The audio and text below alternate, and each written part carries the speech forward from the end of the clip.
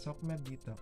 SOCMED detox or social media detox is a type of action in which a person would turn off his or her social media device consciously for a set period of time.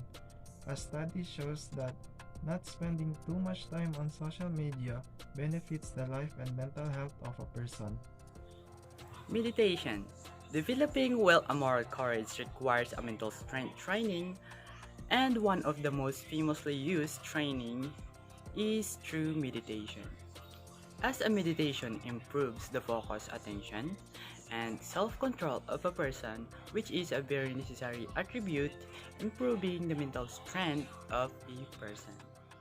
To develop self-will and moral courage is you need to distinguish what is good or bad. Knowing and observing what is morally right and wrong about a certain scenario or event is one of the first things that a person with a strong will and a moral courage will determine his course of action, and it is also the bread and butter in developing the will and moral courage of a person. Create healthy habits.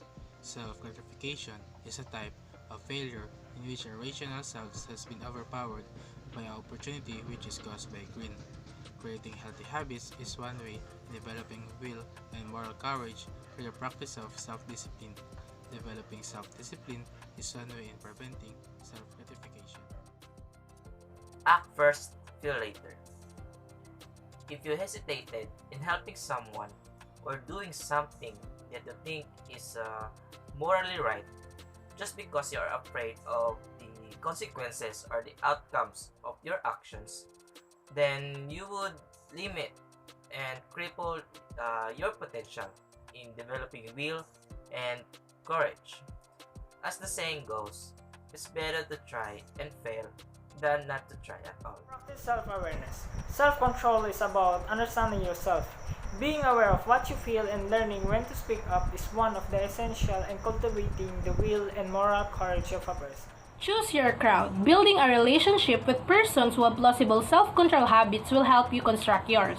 It does not necessarily have to be a connection with people that you interacted with in everyday life, but it could also be applied to the things that you are following or interested in, as self-control is contagious. Developing will and moral courages. Reading. You can learn directly from great people through reading a book. The different perspective from each unique individual and their experience in life would help you to develop your will and moral courages, as it would greatly influence your own wisdom. Reward yourself.